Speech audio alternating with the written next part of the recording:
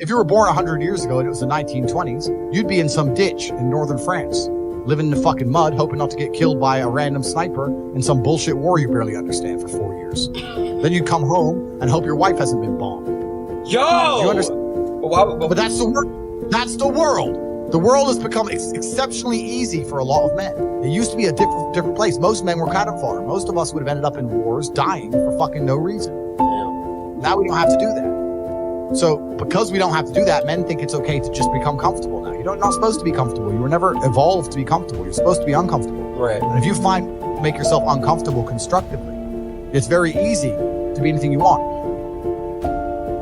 I find it amazing that people will sit there and spend all their time upgrading that character, making as much money as they can, getting the best guns, getting strong, getting some hoes, meeting important people, getting the best car. They'll do all that in a game, but they won't do it in real life.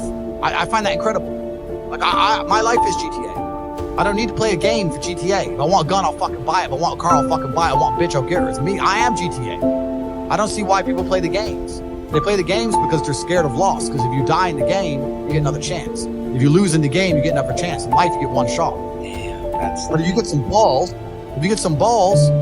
that's what life is as a game. That's what life is as a man. This is one big video game. You get to upgrade your character. You're not born with any value. All these women that you just put me on with are born with value. They're pretty already. They're gorgeous already. They're good looking enough. Even if they're a 5, someone's going to give a shit they exist because someone wants to fuck them. As a man, if you don't make yourself valuable, you have no value. You have to get up and do it. Just like a video game, you start with fucking 0. You have to decide if you want to complete it. You have to upgrade your character. So I find it amazing that men are going to play video games and fuck about and waste their time instead of upgrading their character. Everyone knows what to do. You know what you have to do. Right. If you had to become the most dangerous, intelligent, respectable man on the planet, you know you're supposed to go to the gym. You know you're supposed to train, learn how to fight. You know all these things. You don't do them. That's your decision. It's your prerogative. I didn't make that choice. I made the choice to do it all. I decided all. And every single man watching this can do the exact same thing, which is why I have very little pity. I'd never make fun of someone who hasn't got a choice. I wouldn't make fun of someone born with one. I have a choice though. But if you've made a fucking decision to be less than you should be, then I believe you should be mocked for that decision. I agree. I feel like, yeah, because like you're not living up to your full potential. Like it's your choice to basically not live up to your full potential. Completely. And me as a man, when I put myself through hell, when I have had such exacting, such stringent standards for myself, why would I then have less exacting, stringent standards on the people I meet?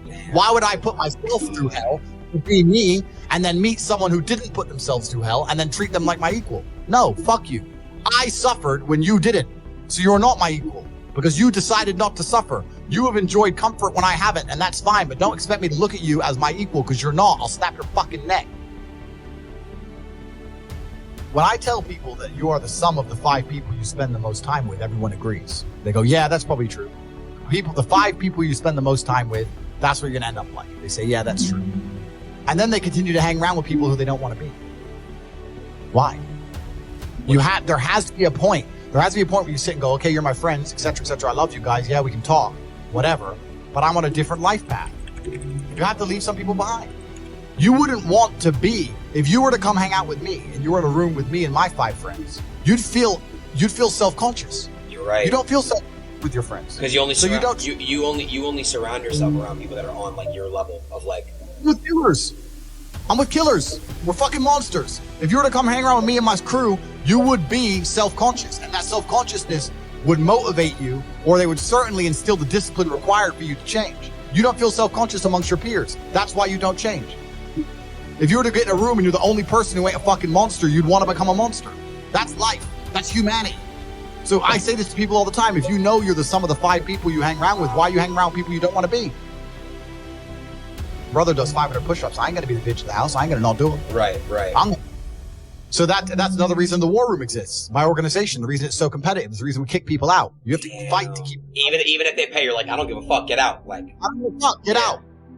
Out. Doesn't matter. Everyone pays to join. You get kicked out anyway. You have to fight to keep your place. That's the whole. Damn. That's because that's how life was.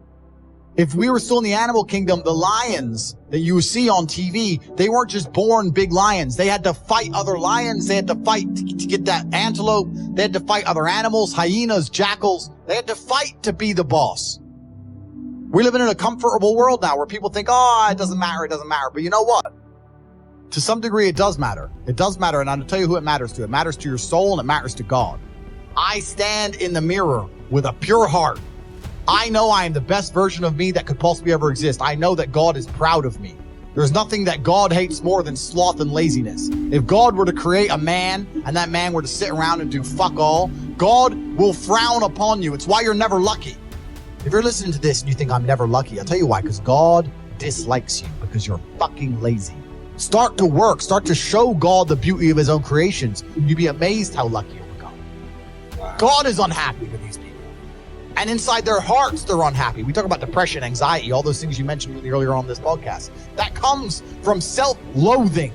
You loathe your own weakness. You loathe your own laziness. This is what all of these things are. I don't feel depression. How can I feel depression when I'm the most powerful version of me that I could ever fucking be? How can I feel depression when I can squeeze my own hand hard enough to break my own bones? How can I feel depression when I've smashed and destroyed 68 people's faces in front of me, men who thought they could test me in fair combat?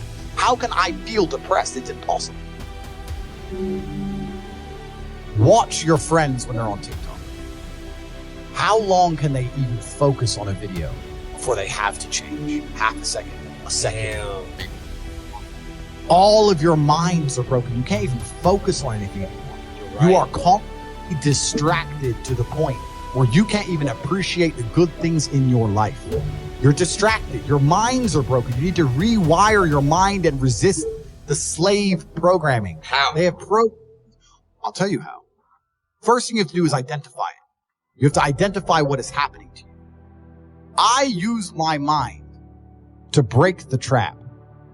What I do is I allow my enemy to manipulate me on purpose.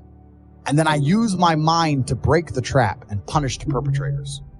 I will sit on TikTok for a day and I'll just enjoy TikTok. And by the end of the day, I'll watch myself. How quickly I'm looking to be entertained, how little time I give a video, how fucked up I am. And then I'll blink and I'll cure my fucking brain. You must allow yourself to be manipulated and you must fix it. All of it. You just talked about not appreciating the things you have.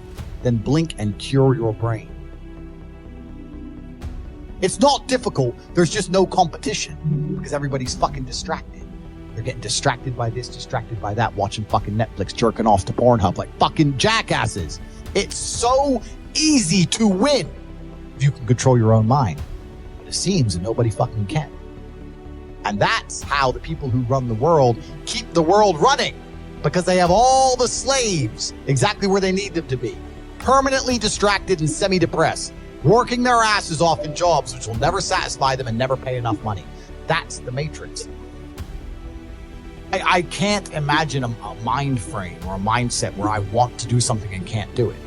Right. So it's almost difficult for me to answer that question, because if you have that kind of mind, if your mind is so fundamentally broken that you cannot do with your own mind what you want to do, Right. you know, like that, then you're just fucked, right? Life is hierarchical. There's always going to be kings and there's always going to be peasants. If you have a mind that you can't control, then you're never going to be a king. You're going to be a peasant. That's your life. You have a peasant's life ahead of you, and that's your destiny. Enjoy, right? There's always been peasants. That's life. But I believe that the most important thing you can do as a man is to gain control of your mind. Once you have control of your mind, life is so ridiculously easy. It's so ridiculously easy. It's so easy to be in. People say to me, Tate, you're in good shape, but all you do is drink vodka and travel the world. You're never even home. You never even have a gym. How do you do it? It's ridiculously easy if you control your mind. If I decide to do 1,000 push-ups, I'll do them. Maybe I have to do them one at a time. Maybe I'll get tired. Maybe I need a break. I'm going to do 1,000 because I said I'm going to do 1,000. It's not fucking hard. Everyone knows what they're supposed to do. Once you control your mind, it's easy, right? Getting over a breakup with that bitch. You miss that girl, you're upset, you miss her with all your heart, da-da-da. But once you realize she's gone, if you control your mind, she's gone now. She's gone now, gonna miss her. That's a shame. Off to the gym. You either control your mind or you don't. And all of these things stem from the same problem. It's something you can do. It's something that is learned. It's something that is taught. But it's something that I needed to survive. So for me, it's easy, right? It's all I've ever known. Right. But people have now they don't need it to survive, so they never develop the skill. That's just how it works. At the end of World War II, when men went to Europe and saw unspeakable horrors at the end of World War II, did they all come home and need therapy, or did they all come home and get back to life? Back to life.